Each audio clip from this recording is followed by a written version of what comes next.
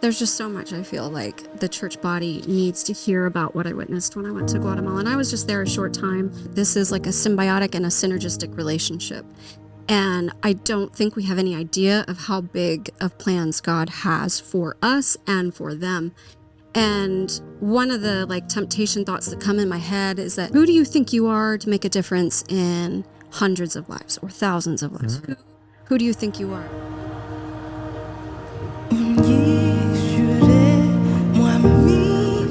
I could postulate about the history of why they are the way they are. I could gather in perspectives of the people I spoke with and America's involvement or lack of involvement or how they got where they are over the last century. And I heard some of that when I was there, but I don't know half of it. Like I was there a week and I only heard a couple of stories, but they were mind-boggling, the stories I heard, particularly from Emmy, who is the program director for the country. Just remarkable woman of faith. And because of the trials she's experienced and had, she said, I wouldn't wish them on anyone, but it's because of these trials that I really came to know Jesus. And she came to know him as a teenager. Her father was killed in the war back in the 80s, the guerrilla war. And so she had some perspectives, and I listened to her, and I don't know how to comment except to say that's fascinating. But I think here in America, we think, what business is it of ours to try to help another country in resolving their political conflicts? But I think, if we were living in the time of horse and buggy, we could justify that and say, yeah, we have no right to meddle or get involved. But we live in this era where we have technology. I can talk to my daughter every day. As, doing the missions work she's doing, I can speak to her every day. So it's not like I can turn my eyes or my back on them and say, they're just too far. It's not my business. And in a way, I know we have our own jurisdiction here to take care of our own needs and our own communities. Yes, I'm not negating that at all. But also, like when there's a need and we can easily fill a need, why not? Don't disagree with any of that. So as I look at what is happening with the church body, with Champions in Action and my own family, I just see remarkable change. And so I felt the burden of coming and sharing it. So remarkable change via your family's involvement with that ministry in particular is what you mean to say? Or not necessarily? Even broader. Even broader than that? Broader. I see what it's done with the youth program, and I see how the youth's engagement and their hearts turning towards Jesus more than I've seen. And maybe it's a little egocentric because I have kids in the program. Maybe it was like that before, but I think it's been and it's growing. But I see how other people that I interact with are impacted by what they see happening with the youth. Yeah, I agree with that. I see that, and I am affected by that. Yeah. So I got to sit in on a Champions meeting, and all of the active participants were able to come. So there was Emmy, who's the program director. Her husband is a volunteer pastor, and he was coming as support. And then there were three mentor leaders, and then there was the sports director. And so I got to listen in on their meeting and kind of translate for Callie. And I just like... You speak Spanish? She does not. You? I do. What needs to happen for you to run effectively, because their funding was cut due to some of the stuff that I don't even know exactly why, but their funding was cut. And so they were needing some resources to come to actually be able to fulfill the program. I'd like to know a little more about that. But Yeah, that's we maybe, can talk about that too. We can talk about that. Yeah. So, but as they were talking, I just felt like the Spirit kind of descended on me in a way that I was seeing like them saying, we have 21 teams, and we have this mentor has kind of not been what we've wanted for the kids. And he was talking about things that were inappropriate and all the reasons why they were struggling. And as this is all going on, I'm like seeing like 42, and I'm seeing like they've got to think bigger. They need bigger. Like I have bigger plans for them is what I was kind of, and I don't even know how to describe that except that like I could see it, like I could just see it. Like I could almost capture a vision of the whole country and see that their plans, they were using their faith to the best of their ability. And I applaud them extraordinarily for that because it's hard. But I could see that God has much bigger plans for them, and they need help. and we get to plug in however we feel so led. And I'm not here to tell anybody what to do or beg anybody. I just know that I get to be a mouthpiece for what he showed me. Yeah, I understand. So I think they need to be double. They need to have 42 teams. They need to double, which means they're going to need more volunteers, more resources. And really, the message of what they're doing is spreading like wildfire. And their efforts, they're being very prayerful about everything they do. So if I could share with you about Escuintla. The second day we were there, we went to this town called Escuintla. And I was just blown away by this whole experience. Everything there is so different. Just getting to Escuintla, it's an hour geographically away, but it took us 2 hours because of traffic. If you've ever seen, I know you saw some of my videos, their traffic is like crazy. I know. Hard to describe it. Wild Westish? Yeah. Yeah. Is that a good adjective? Yes. Just anything goes. On the road and you've got 4 lanes of traffic working it. Right. And you've got motorcycles going in between. And if you have a motorcycle, you get there in a third of the time as everybody else. So we made it to Escuintla and we're driving through the countryside, and I thought that it would be a meeting, like a board meeting, like you guys have here once a week or something, where it's a handful of pastors from a church. And so I was like, okay, well, we're driving a really long time to go to a board meeting, but okay. So we get there and it turns out it's actually a meeting of pastors in the entire town. The entire town of Escuintla, which is a pretty substantial size town. And they're having their monthly gathering, which maybe is common, but to me, that was a new thing. And I was like, why are we here for the pastors gathering now? And they get together, they do communion, worship, they have a message. And then in this occasion, they had a feast afterward. And I didn't really understand, but what we were doing was Emmy was going and she brought her husband and some of the other team members, and they were basically making their, for lack of a better word, their pitch to the whole community of pastors. Will you please have a team in your town? Will you sponsor a team in your town? Will you host a team? Will you allow us to use our facilities? Will you help us find mentors so that the people in your community can be blessed by what we're doing with this effort? And the whole way there, they're praying for these pastors to be open to what they're presenting. And to me, it doesn't feel like a hard pitch because I understand how awesome the program is. But to them, it was like everything. Like they had a heart to open up in this new town. So it boggled my mind. What did you see materialize when everything was said and done? So whenever I was there, let's see. No, I meant with that. With what I... Was there receptivity? By the end of the day, several of the pastors came up and were talking to Emmy and Christian, and one of the pastors said that he had a facility that had 2 fields, and he had a restaurant that could be used for devotions. He also had a church and a school, and he was willing to work with them. So I feel like that was a success. And then on top of that, it was really neat because I could see how Callie being there warmed up so many of them. They're like, ooh, an American girl. And they were, they fed us, and Callie was just like gobbling up their corn tortillas. And that was like a high compliment to them. They called her a mujer de maíz, which is a woman of corn.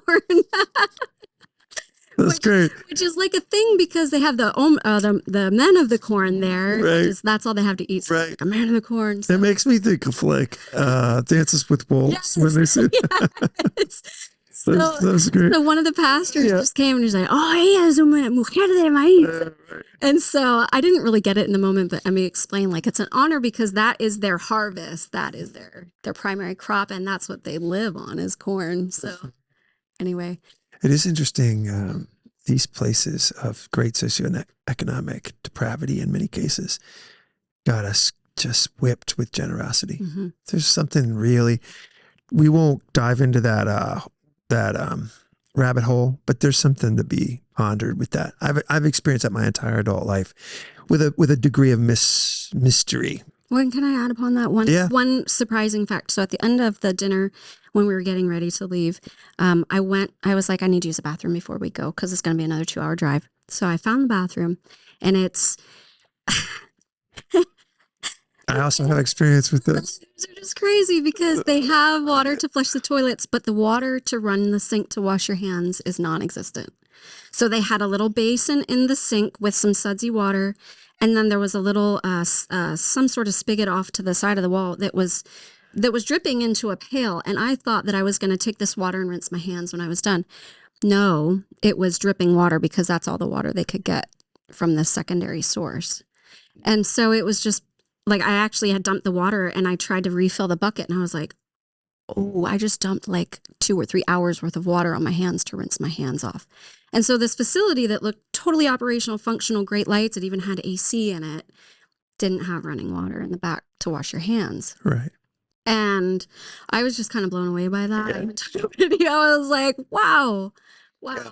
It's the perspective grabber. Yes. Yeah, I've had many of those moments. Not that exact same thing, but yeah, it's amazing.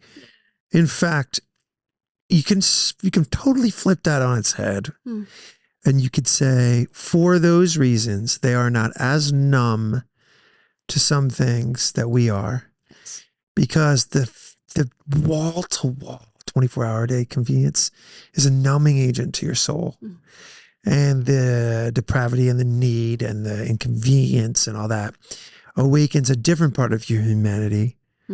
So there's a cost ratio analysis there that a lot of people don't think about as enough. And it really just depends on which one. Like if what you need is like an awakening of the soul, then you need to get yourself up at it like 24 hours a day convenience and you throw yourself into dependency world. And if what you need is like, if I have to not deal with running water one more minute, I'm going to burn this place down. You maybe need to get that person up out. And you know what I mean? Yeah. I've often wished our pastors would all work in shifts. Like our African pastors would come here and preach to the American audiences. Our American audiences would maybe go to Central America, so on and so forth. So we would see all each other's blind spots. I think that's a really good idea. Everything is surrounded with walls. They have gates and, doors to protect you just surrounding your home. And the area, like I said, it was a safe area, but everywhere we went had armed security, like semi-automatic rifles, the Burger King, the gas station, the mall. It's a price of doing business. Everywhere. Right. Everywhere. And I totally had never seen anything. Culture shock. Yeah. But then you get on the other side of the wall and it's like, oh, wow, this is a nice middle class. This was their upper class, but it felt like a nice, what we would call middle class mall or restaurant facility. And that again boggled my mind. Just even walking down the nice, safe mall, Emmy said, this is a place where you can do your banking, where you can set up your cell phone, where you can exchange currency without fear of getting robbed. Isn't that amazing? Yeah. I've been places like that too. And really it is a shock to the system, a jolt to gratitude if you need that. Yeah. I always think, when I think back on those times, I think of how much I appreciate having a town and a street in which to raise my children where they have never seen a marauder. They have never seen a gang come through and just ravage. They've never seen a mortar round. This is very rare. Yeah. This is very rare on the planet. Yeah. And to the extent that that's a gift to a human being, I'm very, at least this is the case I make in my own mind. Until you're 12, that's a great blessing.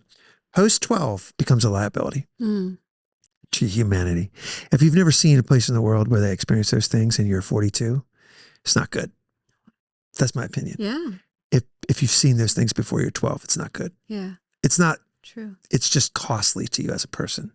You are probably in some way going to carry some trauma from that, dead bodies all over the place, things that people see, and it's crazy. We just, as 2 American kids, it's just not our reality. And it's wild, but it sure does awaken in you when you see those things. Wow, this is like, it's almost like you realize you were living in the Matrix or something like that. I don't know. I mean, I've fluctuated over my life on to what degree is it my responsibility to help? Perhaps to the degree that you're able.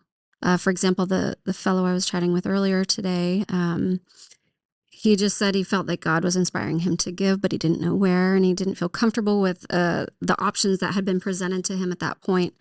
And so when I had gotten to speak with him about a week or so ago, he's like, that's where it needs to go. And he had been kind of saving up and accumulating what he wanted to give. And so he's donated a good chunk to Isn't that cool?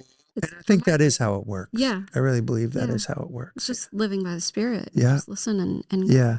That's why people do strange things that math doesn't add up. math meeting, that didn't seem rational what just happened. But I think it's because we're discounting that. Yeah.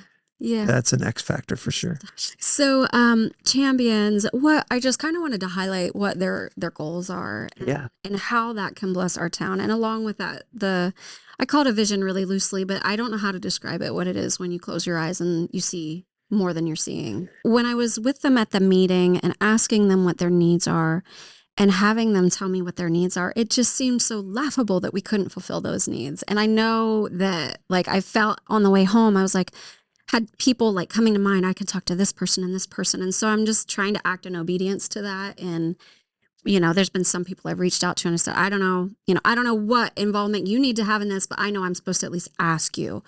And so what they need soccer balls. They need about 100 soccer balls just to have enough to work their programs with their teams. They need about 201 pairs of cleats. And they collect the cleats and they do kind of like we do at our bowling alleys where they bring the cleats in and the kids can use it while they're there and then they use them and go home with the cleats, stay on facility. So they need about 200 pairs of cleats. And then from there, what would be awesome is not only do they do the mentorship with the kids, it's all about Jesus first. And then it goes into soccer afterward. And I don't know if you knew this, but soccer used to be like a huge sin to the kids. Like the pastors in the country used to regard soccer as like a devilish activity because the kids would skip church to go play soccer. And so they're hoping to turn this around in bringing the message about Jesus, but then allowing them to go and do what they love with mentorship on top of that. And so they're not just doing, like Emmy always says, she's like, it's not a soccer, it's not a rec league or a government league or a school league. It's a Jesus league, and then soccer is the activity on the side. So they really want to transform the country by bringing the youth to Jesus. And when we talk to that sounds absolutely amazing, right? And just like the kingdom. Yeah. So like when we talked with the pastors at Escuintla, it was like, we're not here to tell you what to do or how to run this league. We want to support your community and changing from the inside out by bringing Jesus to these kids and then mentoring them in what they already love to do, which is soccer. What is the price point on 200 soccer balls and 200 cleats? Well, so and how do you get it there? I don't know. Like I'm working on that behind the scenes. But the other opportunity they have is what do they call it? Sponsorship. So you can sponsor a team. And so Emmy asked me to convey this message that we can sponsor a team for a year. And there's a cost of that. It's about $5,000 per team. Right now they have 21 teams and they want to get to 42. And so that could be through Encounter Church. That could be through any company, any nonprofit, anybody. It could be through a single practitioner that has the funds and they want to support a team.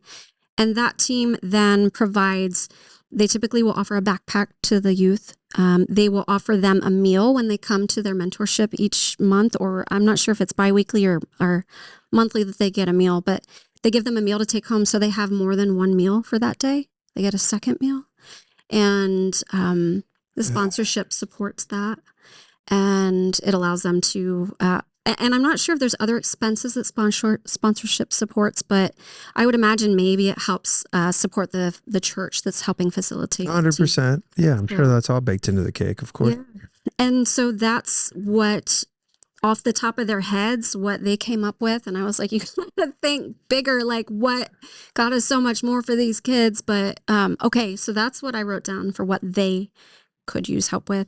And then what I see that happening for us on our end, just as a mom, the things I've seen my kids and their friends and the youth at this church dealing with, I observe depression. I observe anxiety, high anxiety. Me too. I observe addiction. Yeah. A myriad of addictions. Yeah, right. We've got drugs, video games, pornography, substances, screens. The youth that went, and I'm not saying this is a cure-all by any means, but what I can see synergistically happening, and what I saw when I was at that meeting, seeing what their needs are more physical. Our needs are emotional and spiritual. They need spiritual needs too, of course, and these things. But as I saw these youth rising up on both ends, in our community, we need a purpose. because these kids are so blessed with abundance, so prosperous. We have anything that we could physically ever want. Now that's not all the case 100%. So I know there are needs. There is poverty here too. But every single person by that standard does. Yes. Yes. That's just meaning if you compare apples to apples, there's no doubt that's true. By and large, we have heat, we have air conditioning, we have running water, we have poorest of the poor. Yes. But what we struggle with is meaning purpose, identity. Why are we waking up in the morning? Right. What are we spending our time with? If we have so much time, but we get jealousy, we get envy, we get sadness that, oh, my life isn't as good as this person, because you're seeing a constant feed of everybody going on vacation. But at the same time, like, you have so much that these kids actually need your heart. Like, they need whatever contribution, even if it's prayer, even if it's, mentorship. And what my hope is with what Callie is doing is I'm hoping, as she works with them for the next few months, is that she can highlight these youth and the various teams and what they need. And then we can pair up with our sponsor. Conduit, like a conduit. Yeah. Yes. And that we can see, you know what, you can have purpose in your life. You can get off of your cell phone or off of your computer, and you can actually literally lift someone else that needs you. It's beautiful. Maybe they're orphaned. Uh-huh. Maybe they've witnessed. Like, that's so true. Like, what if you took 20 minutes from your phone and instead you peered through this lens into a Guatemalan child existence, and what that does for you is fills you up with. You're not narcissistic anymore. Yeah. You're not looking at your own, and that's going to give you joy. Oh, so much. And that's going to give you purpose. And yeah, it's very true. It's very good. And I tell you what, their hearts are so open. Like, despite all of the crime and the poverty and the guns, their hearts are so open. And they were so quick to welcome me. I mean, before I left that meeting of pastors, I had a lady friending me on Facebook to keep in touch. Pastor Judy, she's already friended me before I leave the building, because she wants to, she just wants to love on me. And she did. Already has. So for us, we are so guarded. I mean, across the board. And that's when I was saying giving and receiving earlier. I mean, I feel like this trip showed me, it's okay for me to open up and be a little more vulnerable. And you know what? What was keeping you from doing that before, do you think? Our culture. Yeah, but what was keeping you from doing me it? Specifically? Like fear of rejection. Yeah. Fear of rejection. And we're taught in our culture a lot in our youth that if you say too much, you're going to get rejected. We have a lot of in our school, even here in Palmyra, there's a lot of this side-eye stuff going on. And there's a lot of this snooty, you're not... well, if you're going to shun me, I'm going to shun you, whatever. There's a lot of that, and it hardens us, and it starts at a pretty young age. I'd say maybe age 9 or 10 in our schools. By the time you get to the high school, the cake is baked. It's baked. And then you get to an adult, and the habits are just rote, and it's repetitious. And so to find people opening up their hearts, we see this in the church because we're opening up to Jesus, but we almost don't know how to have interrelationships. We're afraid of offending people. We're afraid of making mistakes. It's not normal to ask people over for dinner here. Maybe there's a few people that do, but I agree. It's not normal. It's not normal. And there, it's very normal. And I don't know why. I really like this notion that you touched on, that there's this symbiotic need. Mm-hmm. So probably a binary, but there's truth in this. A good way to look at it would be they have what our souls need, and we have, in some ways, what they need. And it sounds like the kingdom of God to be connecting those needs. That's really beautiful. And I mean, that is what the Great Commission calls. That's what missionaries have done for generations, is open that lens through which to see what we're not able to see. I think that's amazing. And I agree with you. And this has also been my experience in this type of thing, is very similar. The real trick is embedding it into your lifestyle and not letting it slip away into mm-hmm. That's always been very challenging. In fact, I talk to these young people and they say stuff like that. They're like, I just got back from this retreat and man, I see clearly. And then I walk back into the school and I've had these profound experiences, and it's nobody else has. Yeah. And you have this, I know Callie felt a little bit like that when she got back from Guatemala. She did a little more holding onto the thread and chasing it than many people do. But that's maybe because she was called to do that. But there's just that level of like, what was that toy we played with in the 90s, Jen? It was like this rubbery, gushy thing. Yeah, it's just like a worm. It was like, that's what these experiences feel like, right? Yeah. Yeah. Well, and I think back to the powers and principalities, I feel like this is what might overturn some of those things. And if you can just keep your heart soft and not let it crust over, and I'm trying so hard now that I'm back and just, they greet everyone. When you walk in the room, no matter who you are, male or female, you are hugged, you are greeted with a kiss on the cheek. And if you don't, it's rude. It's very different. I can't count how many people where I wouldn't dare. I pushed the American line as far as I can go. I know, so you can't lecture I know, I'm not. I push as far as you can push. Yeah, we've got so much sensitivity over even our lifetime in the fact, the political feminists, don't touch me, don't, accusations. And so I understand. Yeah. I understand that. But there's so much like calcification over us that, Yeah. And so I do feel like this might be a way of overturning. Do I dare say that? Do I dare be that brave to think that we could overturn a power principality over an entire country? Of course. Could it be? That's interesting. You started by saying that. So you almost felt like it was like audacious or out in front of your skis or too not within your purview to speak like that or something. Who am I? Is that like something that you're like repenting of? Is that why you're saying it like that? Or are you realizing that was not true and now you're trying to speak, like broaden your own? I feel like in our culture, because I feel like I am a product by and large of our community and our Pennsylvania Dutch culture here. Many facets, family, religion, community.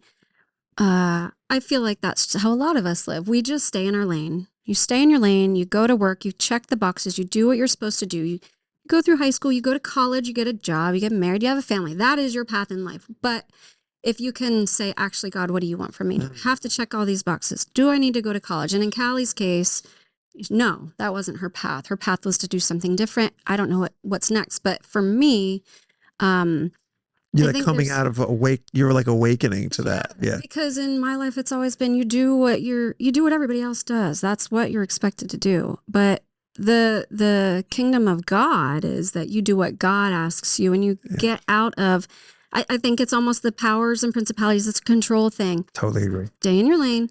Do what I say. Totally. Who are you to think that you have authority here to do anything but what everybody else is? And it's so funny because, again, trafficking and all this conversation in my personal life, all these friendships of mine, opening the doors of these conversations. So interesting that we're like that because we follow the footsteps and we're image bearers of a revolutionary who did none of that. Everybody I encounter more and more and more as I go about this, everybody is saying God is up to something. Yeah, I agree. I hear that a lot. Huge. And it's shifting. And it's almost like these giant dominoes. I agree.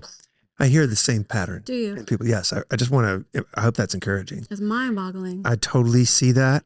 I hear that. It's not to say everyone. I'm not saying everyone. But like more than I've ever heard it before. Yeah. And isn't it beautiful? Like me and you are both parents. It's your children. It's your child that was the conduit. She was brave enough to, and it was cool, just as a total side note, we both are part of this church family and both serve in this church family, seeing the journey of your family and how the Lord is like, doing stuff in your family. Like from afar, you should know that that's cool and seen. I've known the prayers along the way. Yeah. I don't even realize if you see how many of them have been answered. I see that as a huge instrument in God's hands, that it was just a tool. And when my kids were struggling the most, it was like, well, here's this opportunity. And I don't know if I should go into any of that, but I did, just in brief for anyone watching, like I did see with the struggles of some of my kids, and actually some of their struggles ended up being the struggles that all of them had. And a lot of it had to do with these things. And not to say that they're all cured or ever, will be, but the shift in giving that up to God to remedy. Oh yeah. I see, well, I see a major change. Yeah. And now in turn, I mean, in Callie's case, not to say that she's the one I'm speaking of, maybe she was, maybe she wasn't, but I see in her case, like it's given her a passion for something, and it's helped her understand how to follow where her heart is leading her. Yeah. Like they need 50 volunteers each camp week. They need 100 people total. They need volunteers. And if they're going to heed the call, they're going to need much more. So if this speaks to you at all, please. And after this, we'll put a bunch of links. We'll put a bunch of information here so that can all be easily accessed by you. So like if you know anybody, or if you feel inclined to get involved, just please talk to me or anybody who is involved. Anybody can connect you. Yeah. That was really well done. Really great. I appreciate that. Appreciate you on a lot of levels. You're welcome.